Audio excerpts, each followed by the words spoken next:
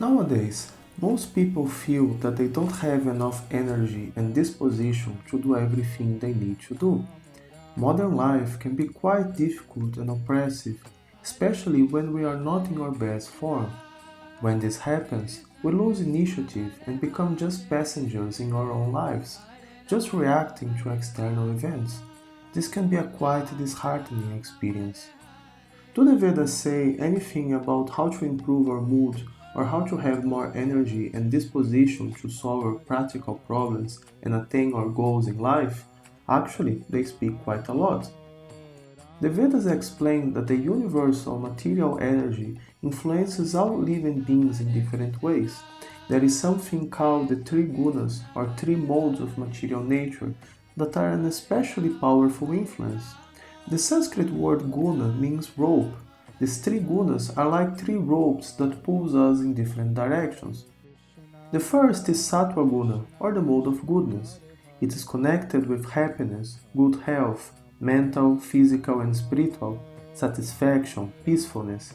This is the ideal platform for one who wants to execute any kind of meaningful intellectual work. The Raja Guna, or the mode of passion, is connected with activity, creation, and goals. It leads one to obsessively pursue his goals until one can achieve them. The mode of passion allows one to achieve great things, materially speaking, but it doesn't bring happiness. One can use the mode of passion to a certain extent, but he needs to be careful to not be swallowed by it. For a spiritualist, the mode of passion is the dark side of the force, so to say. Finally, there is Tamaguna, or the mode of ignorance. This is the rope that pulls us down to vices, inactivity, depression, and degradation. Nothing good is obtained by associating with it. In our modern society, we are normally already very much stimulated by the mode of passion. Therefore, the main focus should be to reduce the mode of ignorance and increase the mode of goodness. This leads to a good balance, where the mode of goodness balances the downsides of the mode of passion, and the dark influence of the mode of ignorance is minimized. This is done by changing our habits and attitude to life. Krishna explains in great detail the three gunas in the Bhagavad Gita. Material nature consists of three modes: goodness, passion, and ignorance. When the eternal living entity comes in contact with nature, or might-armed Arjuna, he becomes conditioned by these three modes. O sinless one, the mode of goodness, being purer than the others, is illuminating, and it frees one from all sinful reactions. Those situated in that mode become conditioned by a sense of happiness and knowledge. The mode of passion is born of unlimited desires and longings, also of Kunti, and because of this, the embodied living entity is bound to material fruitive actions. O son of Bharata, know that the mode of darkness, born of ignorance, is the delusion of all embodied living entities. The results of this mode are madness, indolence, and sleep, which bind the conditioned soul. O son of Bharata, the mode of goodness conditions one to happiness, passion conditions one to fruitive action, and ignorance covering one's knowledge binds one to madness. Sometimes the mode of goodness becomes prominent, defeating the modes of passion and ignorance. O son of Bharata, sometimes the mode of passion defeats goodness and ignorance, and at other times ignorance defeats goodness and passion. In this way, there is always competition for supremacy. The manifestation of the mode of goodness can be experienced when all the gates of the body are illuminated by knowledge. O chief of the Bharatas, when there is an increase in the mode of passion, the symptoms of great attachment, fruitive activity, intense endeavor, and uncontrollable desire and hankering develop. When there is an increase in the mode of ignorance, O son of Kuru, darkness, inertia, madness, and illusion are manifested. The first advice is to get free of vices, like alcohol, drinking, smoking, etc.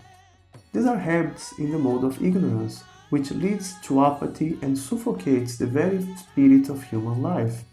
The best way to get free of these habits is to replace them with health habits, like doing exercise, eating healthy food, etc.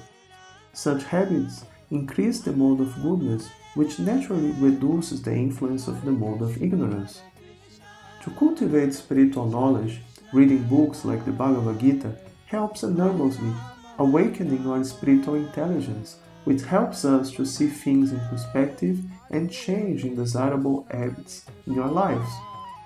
It's important to understand that all these vices may offer some momentary relaxation or another effect in the short term, but they all create damage to your body and mind in the long run.